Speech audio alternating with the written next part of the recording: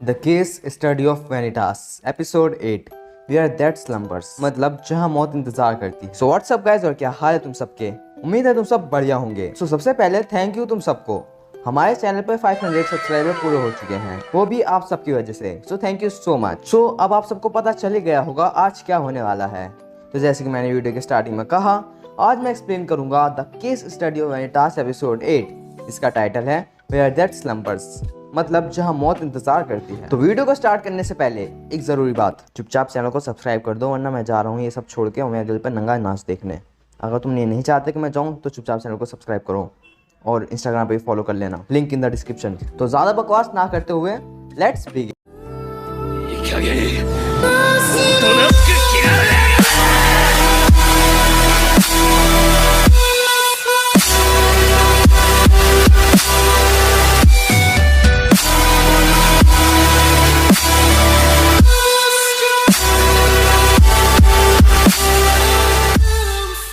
तो एपिसोड के स्टार्टिंग में हमें दिखाते हैं नोए और वेंटास रूथवान के रूम में हैं और वहीं पे लूका और जैने भी हैं और रूथवान नोए के साथ इधर उधर की बातें करने लगता है।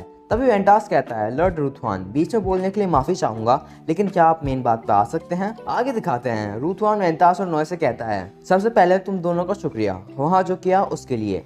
लूका ने मुझे सब बताया, तुम्हारी वजह से हमारे लोग दुर्घटना में कम से कम मारे गए। ये सुन के वेंटास कहता है, उस दिन हुए हमले पर तुम्हारा क्या ख्याल है। इसके जवाब में रूथवान कहता है, वो चार्लटन था, मुझे लगता था ये सिर्फ भ्रम है जो कर्जबीरों को दिखता है, पर मेरा मानना है कि वो हमला लूका को मारने के लिए किया गया था। तभी वेंटास कहता है, मैं सहमत हूँ। आगे रूथवान कहता है, कर्जबीरर द्वारा जो हमला हुआ था वो क्वींस के फैंग्स का ध्यान भटकाने के लिए था। और मैं आपको बता दूं, क्वींस फैंग वो होते हैं जो क्वीन के खास नाइट्स होते हैं, जिसमें कि रूथवान भी एक है। आगे वो कहता है, अगर वो काली शैडो नेनिया ही वो है जो वेम्पायर से उनका सच्चा नाम चुरा रही है, तो इसमें हैरानी की कोई बात नहीं कि वहाँ काफ़ी कर्जबीर थे। तभी नोए पूछता है, पर वो लूका को मारने की कोशिश क्यों करेगी। यह सुन के वेंटास कहता है, क्या तुम्हें अभी तक समझ नहीं आया, इस लड़के का पद और इसकी ताकत रानी के बाद सबसे ज़्यादा है। कोई शक नहीं है, ऐसे बहुत से नोबल है जिन्हें लगता है कि उनके रास्ते का कांटा है। सही कहा ना लूका, या मुझे कहना चाहिए ग्रैंड ड्यूक और फ्लेम लूकियस।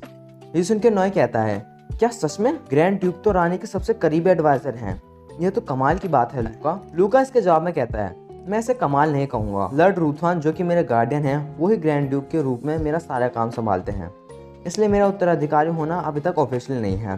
तभी रूथवान लूका के पास जाता है और कहता है, जब मैंने सुना था तुम बिना बताए इंसानी दुनिया में चले गए, तब मेरा खून ठंडा पड़ गया था। तुम्हें खुद के पोजीशन का एहसास होना चाहिए।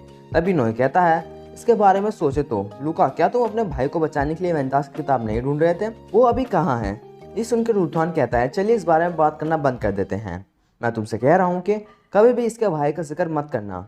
तभी हमें एक आदमी दिखाते हैं जो चैन से बंधा हुआ है, मुझे लगता है कि यही लूका का भाई है। अगर रूथवान कहता है, मुक्ति पाने के काफ़ी रूप होते हैं, ज़रूरी नहीं कि शराब हटाने से ये मुक्ति मिले, लेकिन ये काफ़ी हुआ। तुम यहाँ कर्जबीरा के बारे में पूछना आए हो ना। मेरे पास भी ब्लू मून क्लैन के लेकर बहुत सारे सवाल हैं जो मैं आपसे पूछना चाहता हूँ। इसके जवाब में वेंटास कहता है, तुमने सही कहा, हमें ज़रूरी वक्त ज़रूरी बातों के लिए देना चाहिए, इसलिए मैं सबसे पहले तुमसे एक रिक्वेस्ट करना चाहता हूँ। तभी रूथवान कहता है, क्या है वो, बोलो। तभी वेंटास कहता है, मुझे अपनी महारानी के पास ले चलो। ये सुनकर रूथवान कहता है, पर किस लिए। तभी वेंटास कहता है, मेरा मकसद ये समझना आसान है, मेरा मानना है कि वो महारानी ही है जो कर्जबीरों को बना रही है। तभी मेरी जैन गुस्से में बोलती है, ऐसी बकवास बातें करना बंद करो। आगे वेंटास कहता है, इसमें इतनी बड़ी बात क्या है, मैं बस महारानी के शरीर के हर हिस्से को चेक करूंगा। तो क्या सोचते हो रूथवान, ग्रैंड ड्यूक के अधिकारों के साथ ये काफ़ी आसान होगा। महारानी को पब्लिक में दिखाया गया कितना टाइम हो गया है, वो साधु क्यों बन गई। मैं आपसे पूछना चाहता हूँ, क्या आपकी महारानी अभी भी जिंदा है या नहीं। और तभी एकदम स्क्रीन ब्लैक हो जाती है और तभी दिखाते हैं रूथवान ने वेंटास का गला पकड़ा हुआ है और नोए और जैन नीचे गिरे हुए हैं और लूका ने रूथवान को रोक रखा है। और रूथवान बोलता है, इस जगह से निकल जाओ नीच इंसान, तुम्हारे द्वारा बोले हर शब्द हमारी महारानी के अच्छे नाम को बदनाम करते हैं। मैं तुम्हें इस महल में फिर से कदम रखने से मना करता हूँ। आगे सीन चेंज होता है और इंसानी दुनिया दिखाते हैं और वेंटास कहता है, तो इसलिए उन्होंने हमें बैरियर के बाहर वापस छोड़ दिया। हमें इंसानी दुनिया में वापस आए हुए लगभग एक हफ्ता हो चुका है। मेरे शरीर की हर हड्डी में दर्द था, इसलिए मैं सो रहा था। हमें बस यही रिपोर्ट करना था और हमें पता चलता है वो ये सब बात और लोग को बता रहा है। आगे दिखाते हैं और लोग गुस्से में कहता है, तुम्हारी हिम्मत कैसे हुई हमारी महारानी की बेइज्जती करने की। तभी वो सीन दिखाते हैं जहाँ नॉय और वेंटास वापस आए थे और वेंटास कहता है हमें उस चीज़ की जानकारी मिल गई जिस चीज़ की हमें सबसे ज़्यादा ज़रूरत थी। तभी सीन चेंज होता है और दिखाते हैं लूका किसी के पास बैठा हुआ है और तभी रूथवान के रूम का सीन दिखाते हैं जहाँ वो कहता है उसने हमें उल्लू बना दिया। उस इंसान को मुझ में कोई दिलचस्पी नहीं थी, वो तुम थे लूका। जब महारानी का अपमान किया जाता है तो ज़्यादातर वैम्पायर अपना आपा खो देते हैं। आपको भी यही करना था पर आपने हिचकिचाहट दिखाई। ये उसके शब्दों को सच मानना जैसे ही हुआ। वापस वेंटास को दिखाते हैं और वो कहता है तो जब तक हाल शांत नहीं हो जाते मैं कर्जबिरो को ठीक करना जारी रखूंगा जैसे मैं हमेशा करता हूँ। लेकिन आर्लोक उसकी बात नहीं सुनता और उस पर अपनी बुक्स फेंकता है। तभी नोय को एक फाइल दिखती है और उसमें एक और हादसा होता है। उसमें लिखा है वैम्पायर गायब हुए हैं 1 हफ्ते में 3। और तभी आर्लोक के सर्वेंट उन्हें बाहर निकाल देते हैं। बाहर निकलते ही उन्हें डांटे और उसके साथी मिलते हैं जिनकी बहुत बुरी हालत हो रही होती है और वेंटास उससे पूछता है क्या हुआ तुम्हें। तभी डांटे कहता है छोड़ो उसे, मुझे कर्जबिरा के बारे में कुछ नई जानकारी मिली है, मैं तुम पर रहम खाऊंगा और तुम्हें ये बेचूंगा। फिर एक फ्लैशबैक दिखाते हैं और डांटे कहता है कल ही हमें वो कर्जबिरा मिली जो हाल ही में पेरिस आई थी। तभी वो ठीक हमारे सामने किडनैप हो गई पर एक बेवकूफ़ की तरह ये मेरी साथी उसे रोकने की कोशिश करने लगी। मैं फंस गया और मेरे साथ मारपीट की गई।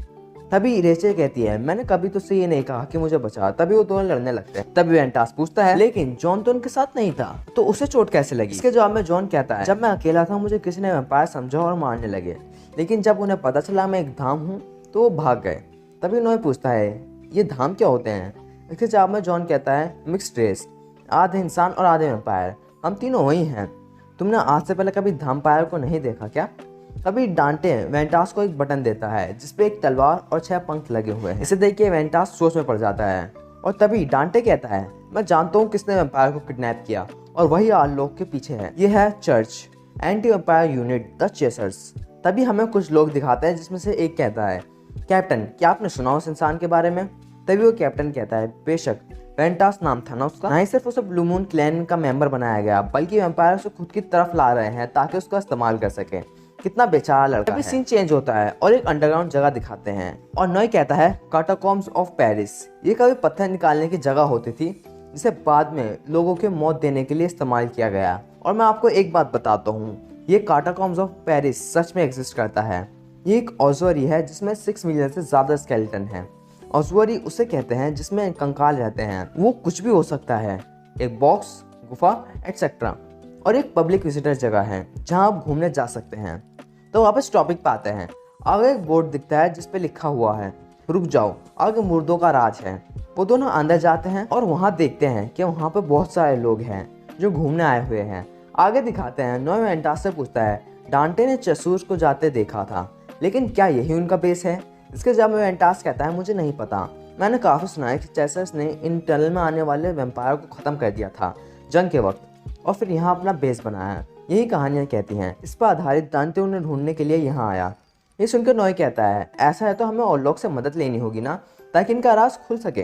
तभी पीछे से जॉन आके कहता है नहीं, ये नामुमकिन है। चेसर्स और वैम्पायर की दुश्मनी बहुत गहरी है। एक गलत चाल और दिक्कत हो जाएगी, मतलब एक और जंग शुरू हो जाएगी। मतलब कि ऑर्लोक को बहुत सोच समझ के सब करना होगा। तभी सीन चेंज होता है और दिखाते हैं नॉय अपने रूम में सो रहा है और वेंटास उस बटन को पकड़े हुए छत पर लेटा है और वो चुपचाप वहाँ से जाने लगता है। जैसे वो बाहर निकलता है नॉय वहाँ पहले से ही खड़ा होता है और कहता है इतनी देर क्यों लग गई, मुझे नहीं पता तुम कहाँ जा रहे हो, लेकिन डरो मत, मैंने ठीक ठाक नींद ले ली है। तभी वेंटास कहता है भाड़ में जा साले। आगे दिखाते हैं वो दोनों कोई बड़े से चर्च में जाते हैं और वेंटास वहाँ पीछे का गेट खोलने की कोशिश करता है। फिर वहाँ पे चर्च के 2 आदमी आते हैं और उनको बेहोश करके उनके कपड़े ले लेते हैं। आगे वो अंदर जाते हैं और वेंटास को सीक्रेट डोर खोलता है। तभी नॉय पूछता है ये रास्ता कहाँ पे जाता है।